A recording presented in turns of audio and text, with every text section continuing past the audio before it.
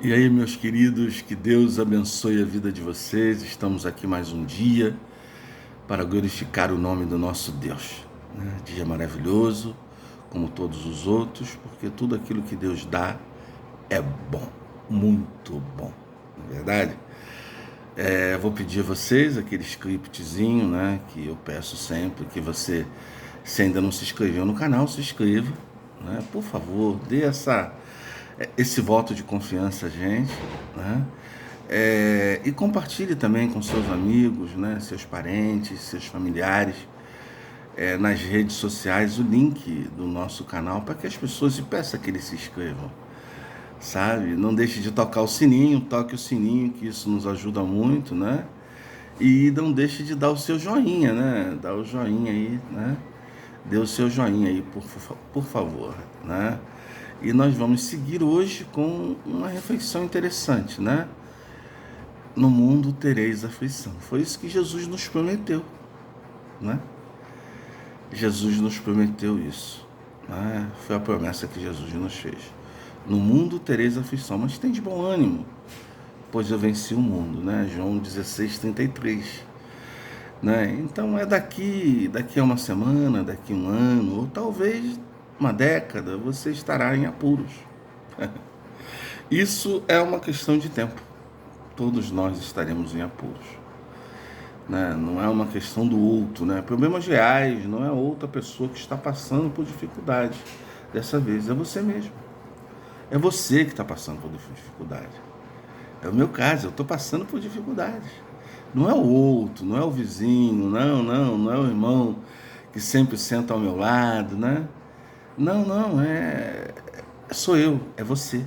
Nós estamos passando por dificuldade. Nesse mundo terão aflições, mas não posso lhe dizer que tipo de problema você terá. Isso daí, só Deus. Né? E lembre-se que as aflições, às vezes, são escolhas nossas, né? Que intensificam as aflições que Jesus fala, né? Nós fazemos escolhas e as escolhas têm consequências. Talvez você sofra de uma doença debilitante ou repentinamente enfrente uma doença que ameaça de morte, né?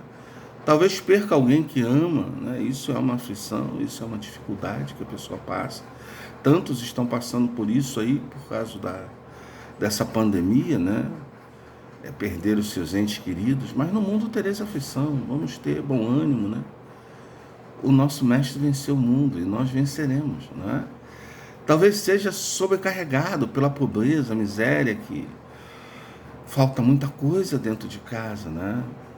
Temos que racionar, e no momento desse ver filhos passando dificuldade, querer algo e você não poder suprir, não ter dor, não tem. Essa dor é muito profunda, sabe? Você tem um filho, uma criança que te pede algo e você não pode suprir a necessidade gastronômica, alimentar dessa criança, é muito triste, sabe? Então isso é doloroso, mas tem de bom ânimo, né? O derramamento de sangue, as lutas de raça, né? De uma raça caída. Jesus mesmo disse: nesse mundo vocês terão aflição, né? Repetindo João 16:33. Jesus disse essas palavras no cenáculo, quando partilhava da última ceia com os discípulos. Ele estava se despedindo dos discípulos e deixando a sua promessa. Então, por isso, você tem que ter racionalidade para não acreditar nessas besteiras que falam. Você é filho do rei, eu decreto, eu declaro.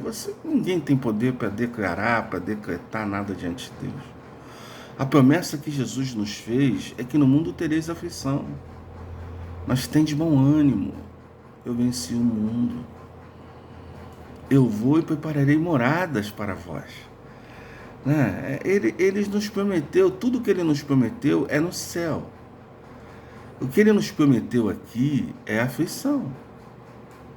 Então não acredite nesses mentirosos, sabe? Nessas pessoas que inventam mentiras para, sabe, poder tirar algo de você, algo monetário de você. Você é filho do rei, sim, você é filho do rei por adoção, Mas isso não te dá direito nenhum.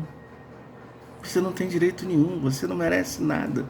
Todos nós pecamos e destituídos estamos da glória de Deus. É tudo pela graça, meu irmão. Nada é sem a graça, porque nós não merecemos nada. Sabe? Ele sabia a hora, que a sua hora estava chegando, e que logo sofreria pelos pecados, os nossos pecados, os pecados do mundo. E ao entrever o tempo que não estaria mais ali, ele sabia que seus discípulos enfrentariam problemas um após o outro. Entendeu? Esse tema surge repetidamente em seus discursos finais.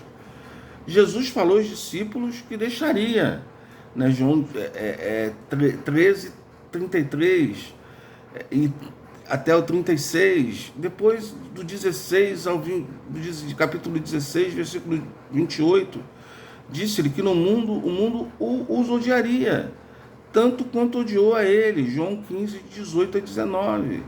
E disse-lhe às pessoas que procurariam matá-los, João 16, 2, e que eles chorariam e lamentariam em tristeza e angústia, João 16, 20. E disse que eles o abandonariam e se espalhariam por todo lado, João 16, 32. Finalmente ele resumiu suas tribulações na simples declaração: nesse mundo tereis aflição. Eles andavam juntos e cada um foi para um lado na morte de Jesus. Depois da ressurreição se uniram, né? E o tempo que Jesus passou aqui, eles estavam juntos, mas depois se dispersaram, cada um foi para o seu lado. A obra missionária, as tribulações, as aflições que eles estavam passando no mundo. Muitos foram decapitados, outros apedrejados, outros queimados, outros jogados lá na arena, né, para as feras devorarem.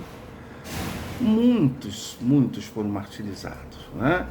Embora essas palavras tenham sido ditas especificamente aos primeiros discípulos, né, permanecem relevantes hoje para qualquer pessoa que queira fazer diferença no mundo por Jesus.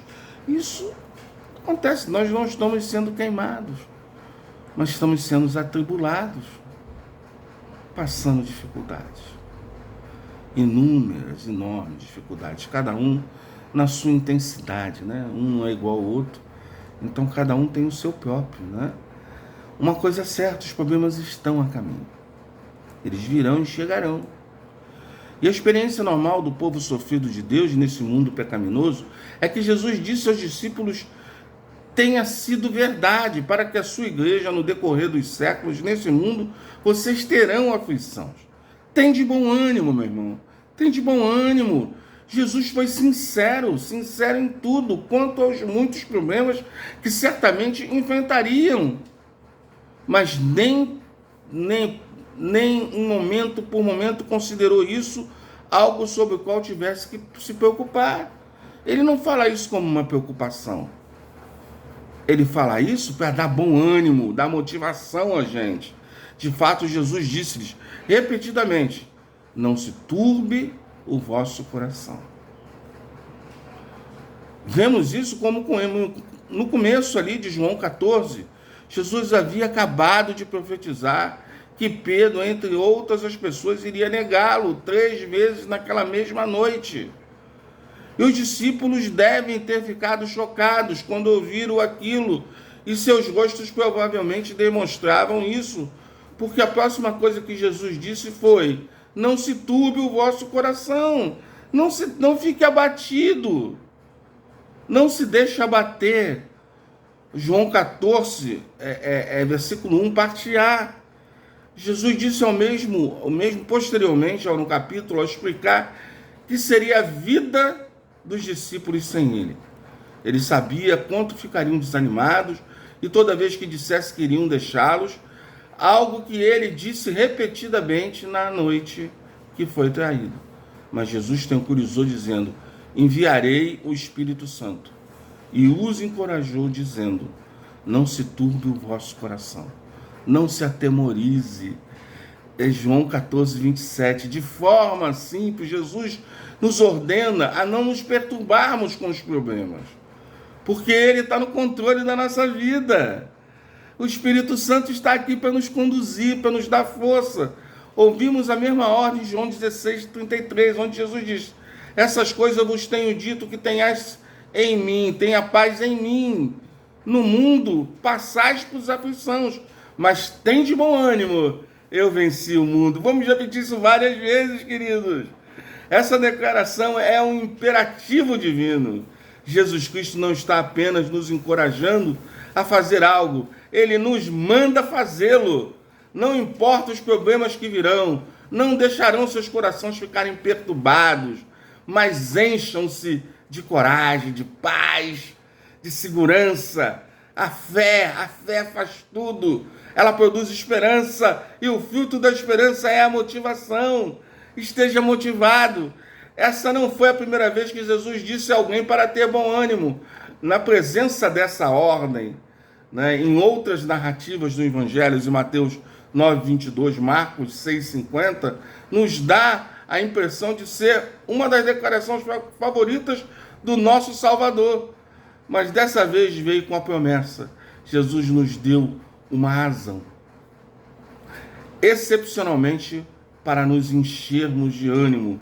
E disse Ele: no mundo passeis por aflição, mas para então continuar, mas tem de bom ânimo, eu venci o mundo. De novo, João 16:33, eu estou falando isso várias vezes para você se apegar a isso. Eu venci o mundo, você pode vencer também. Você vai vencer em nome de Jesus, porque é uma palavra de Jesus. Então creia, meu irmão, creia. Pode parecer estranho sobre essa promessa, mas é tempo verbal usado por Jesus. Lembre-se que Jesus disse essas palavras na noite anterior à sua morte na cruz. Ele próprio estava falando para si próprio, com as suas duas naturezas, de Deus, e aí ele estava falando para a natureza dele humana, para ter bom ânimo. Jesus ainda não havia consumado a obra para a qual veio ao mundo, contudo afirmou: eu venci o mundo. Ele já afirmava com a certeza que venceria o mundo, e já havia resistido a toda a tentação de pecar. Estava então totalmente preparado para oferecer a sua vida em sacrifício perfeito, íntegro, sem comentários, irmãos, o que Jesus fez. Levou toda a ira de Deus ali na cruz do Calvário. Então tem de bom ânimo, meu irmão. A gente tem aflições, tem tribulações, tem dificuldades, mas tenha bom ânimo. Jesus venceu o mundo e nós venceremos também. Os eventos históricos que levariam a cruz ao túmulo e depois para fora do túmulo vazio, que já não haviam começado, Jesus estava olhando adiante, pela fé. Olha adiante pela fé, que você vai ver o que Deus tem preparado para você, para o dia que as suas promessas será realizada, quando venceria o mundo. O que essa promessa significa para nós nos dias de hoje? Jesus venceu o mundo, então a morte foi derrotada em nome de Jesus. A morte eterna foi derrotada. Sabe, nós não passaremos, não teremos a morte eterna, a segunda morte. A dívida do pecado foi cancelada e a porta para a vida eterna está aberta, escancarada. É uma porta pequena, né? Mas ela está escancarada para todos aqueles que obedecem, que são discípulos, que pegam a sua cruz e seguem a Jesus. Entendeu? Portanto, os nossos problemas são apenas temporários. Qualquer sofrimento que experimentamos jamais nos separará do amor de Deus por nós em Jesus Cristo. Se Cristo venceu o mundo, nós também podemos vencer o mundo. E venceremos em nome de Jesus. Podemos resistir à tentação em nome de Jesus. Podemos preservar em meio à perseguição em nome de Jesus. Podemos viver por seu reino. E também podemos morrer por Cristo e por seu reino, e tendo plena esperança de receber tudo o que Deus prometeu às pessoas que venceram o mundo, e nós seremos uma delas. A promessa de Deus se cumprirá na sua vida, na minha vida. E por essa razão nos animamos, porque Cristo venceu o mundo. E seu sermão sobre João 16:33, Charles Spurgeon, vamos lá, não saiu. Charles Spurgeon afirmou: as palavras do meu Senhor são verdadeiras contra as aflições. Sem dúvida, tenho tido a minha parcela delas, ao dizer com certeza, se referia à sua luta, ao longo de toda a sua vida, com a depressão, entre outros sofrimentos que ele passou. Mas, prestando cuidadosamente atenção na ordem de Cristo, tem de bom ânimo. O famoso pregador perguntou em voz audível que seria um argumento do seu Salvador e usaria para dar apoio à ordem tão ousada que era sua própria vitória. Estamos, portanto, lutando contra um inimigo que já foi derrotado. O mundo disse: Jesus já te venceu. E em mim, por sua graça, ele novamente te vencerá. Portanto, tenha bom ânimo. O canto do meu Senhor vencedor. Esse é um canto de vitória, porque venceremos o mundo, como o nosso Mestre venceu. Que Jesus te abençoe e te dê um dia muito e ricamente abençoado. Amanhã estaremos aqui de novo com mais uma reflexão. Por favor, toque o sininho, dê o seu joinha, né? Não deixe de compartilhar o link do nosso canal com as pessoas que você tem relacionamento nas redes sociais e peça que eles assim se inscrevam no nosso canal. Um forte abraço para você, até amanhã.